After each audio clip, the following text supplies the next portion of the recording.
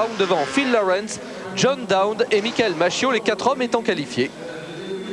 Bernd Eckenbach, Lanza, Olivier Lambert et Nilsson, malheureusement devant revenir pour le repêchage. Deuxième demi-finale maintenant, toujours bien sûr en 250 cm3.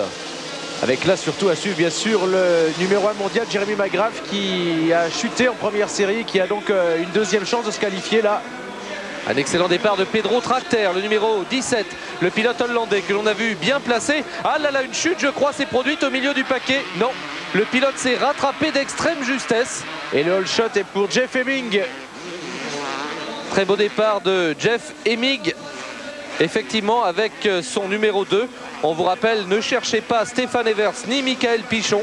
Ils ont décidé de ne pas concourir, de ne pas piloter lors de cette 3e journée de Bercy. C'est vrai que c'est un petit peu traditionnel aussi, Rémi, une partie des pilotes étant ou épuisés ou légèrement blessés et préférant préserver leur chance pour la suite du championnat. Jeff Hemming est deuxième, Button est déjà McGrath en 3e position qui vient de gagner 2 places et qui est en train de remonter derrière lui. On trouve Frédéric Vial pour l'instant qualifié, 4e, le français Frédéric Vial avec son numéro 15 ici. Un petit peu enfermé effectivement Jeremy McGrath dans les premiers mètres. McGrath que l'on voit ici faire varier les trajectoires dans les sauts, bien suivi, vous le disiez Rémi, par Frédéric Vial. Une chute s'est produite. Ah là là, une chute très impressionnante, on l'a vu. Le pilote est passé par-dessus le guidon de sa machine. J'espère qu'il n'a pas été blessé. On va certainement revenir sur cette chute. Le voilà. C'est le numéro 26, David Aviles, le pilote espagnol avec sa Kawasaki. Et bien heureusement, ça fait toujours un petit peu peur. On a vu de nombreux pilotes se blesser gravement en Supercross. C'était le cas de David Bailey et terminé malheureusement avec de graves blessures à la colonne vertébrale dans ce type de chute. Alors que là pour l'instant Daniel Obelisco qui est 5e, d'ailleurs Frédéric Vial n'est pas qualifié, tout comme d'ailleurs le néerlandais Pedro Tracter, simplement 6e pour l'instant. Le système de slow live proposé par Jean-Louis Machu et toute l'équipe de TV Bercy, passé maintenant au numérique sur le plan de l'équipement technique. Ce système de slow live qui vous permet de disséquer les gestes des pilotes en temps réel. Bien évidemment, vous imaginez que l'image que vous regardez est plus longue à observer qu'elle ne l'est en temps réel, puisque c'est ralenti. Un superbe bloc pass de Jeremy McGrath au détriment de Jimmy Button, tout à fait concluant.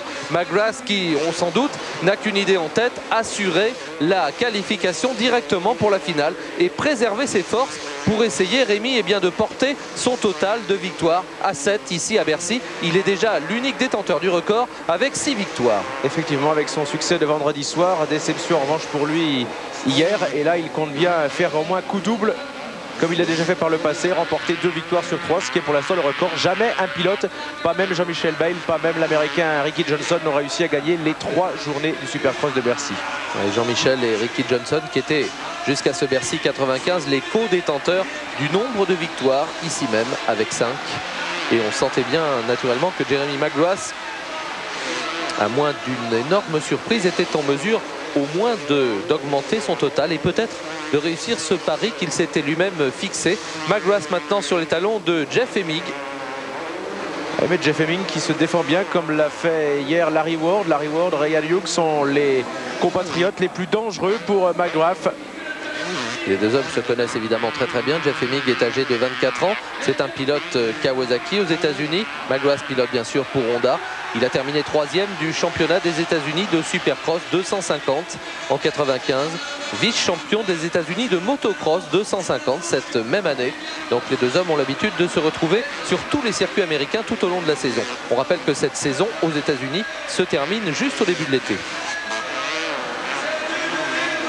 Et on rappelle aussi que Jeremy McGrath, bien sûr, est le détenteur du titre de champion du monde Supercross 1994. Alors que Frédéric Vial est maintenant en 3e position, passé devant Jimmy Button, le Français qui a produit assez tôt son effort. Frédéric Vial qui est également en tête du classement général provisoire du championnat de France de Supercross après 2 épreuves. Ce championnat qui va émigrer vers la Bretagne la semaine prochaine. Et donc c'est vrai que les pilotes français poursuivent différents objectifs. Bercy c'est un petit peu à part.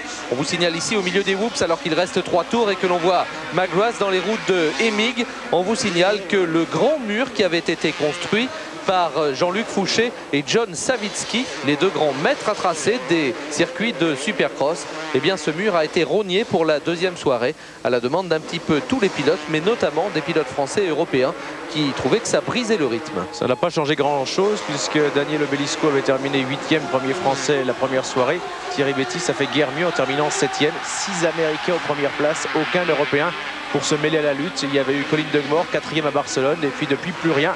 C'est une hyper domination des Américains pour l'instant. C'est vrai, et vous voyez ici le duo, Jeff Emig avec le numéro 2 et la Kawasaki toute verte, Jeremy Magloire avec la Honda portant le numéro 1. Les deux Américains qui jouent, vous l'avez vu là très nettement. Magloire n'a absolument pas cherché à passer Emig. Regardez le triple saut impeccablement réussi par Magloire qui est pratiquement en répétition, là on peut le dire. On rappelle que cette demi-finale se déroule sur 8 tours seulement. En finale ce sera une autre paire de manches, vous me pardonnerez l'expression, mais ce sera 20 tours.